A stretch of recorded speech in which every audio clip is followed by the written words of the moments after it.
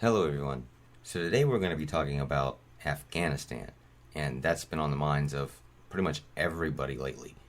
From Democrat to Republican, pretty much everybody is curious as to how this actually happened. We are pro leaving that country. Matter of fact, we are so pro leaving all countries.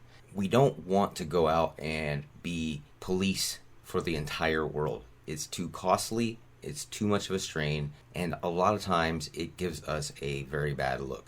With that being said, these are some of the worst people on the planet, bar none. If you are LGBTQ or what have you, it does not matter, because if you don't follow their line of thinking, then you are subject to punishment, physical or otherwise. If you're female or you have femme rights on the mind, just keep in mind that these type of Taliban people will not allow that kind of behavior. Understand that people have been thrown off buildings for less. And out of all the biggest blunders, Joe Biden himself believes we should talk to the Taliban. We should open up a line of communication. And in most cases, in most instances, it's probably right. You're probably right on the money. But this man basically invited the Taliban to come into the country and do what they want. Come into various countries and take what they want. How much is everyone going to bet that this is not an attempt to actually control a very bad group?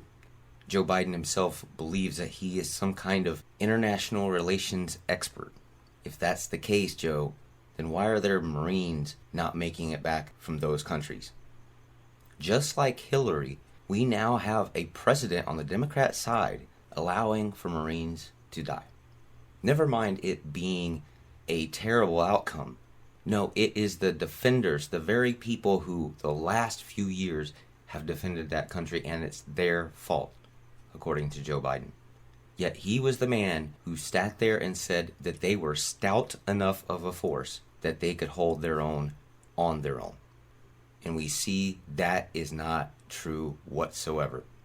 So how many times, Joe, are we going to see you be wrong? How many times are we going to have you sit there with a befuddled look while listening to your earpiece? How many times is a resident potato going to get us into this kind of situation? Never mind the international embarrassment. It isn't an embarrassment because we lost, quote unquote. It's an embarrassment because other countries, if we ever need to give them defense, they're not going to want it. Because they know, they have seen with their own eyes, that if we say that we're going to defend a country, because we will back out of it.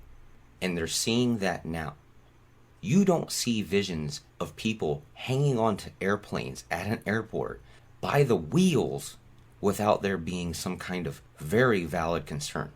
Those people have to know that there's a very slim chance to almost none that you will survive that. But yet those people are so scared they're willing to take that chance.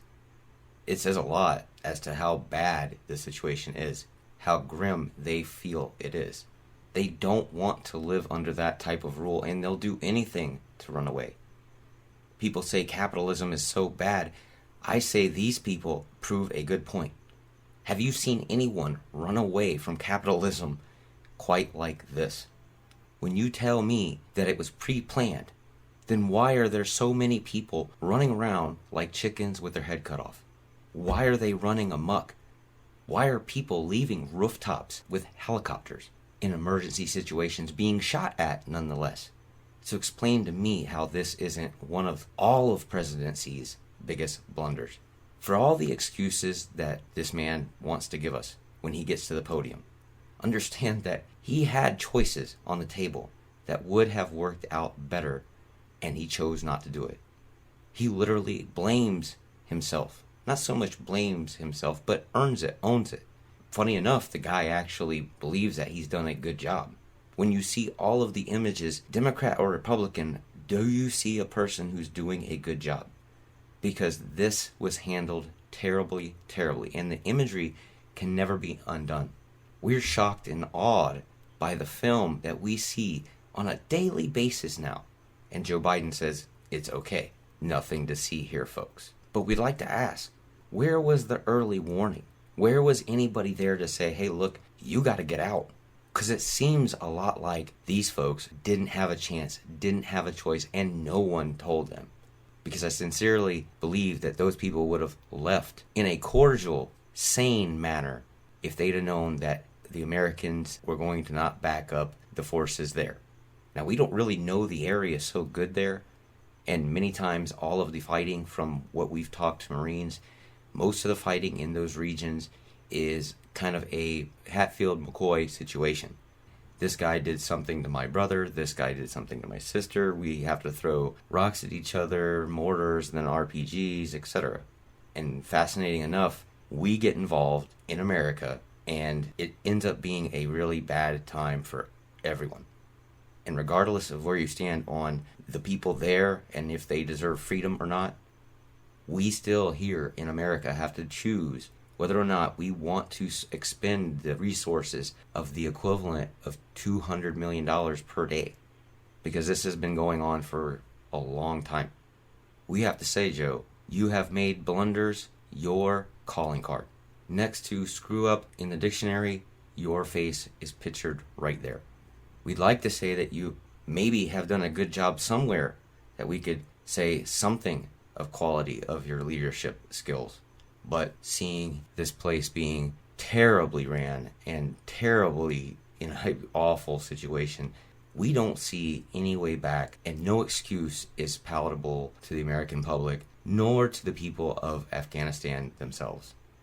Anyway, folks, you guys have a wonderful afternoon, a good morning, a good night, whichever. Please like, share, and subscribe. We really do appreciate that here. Also, don't forget to hit the notification button, because if you don't hit the notification button, you might not see our videos. God bless each and every one of you. See ya.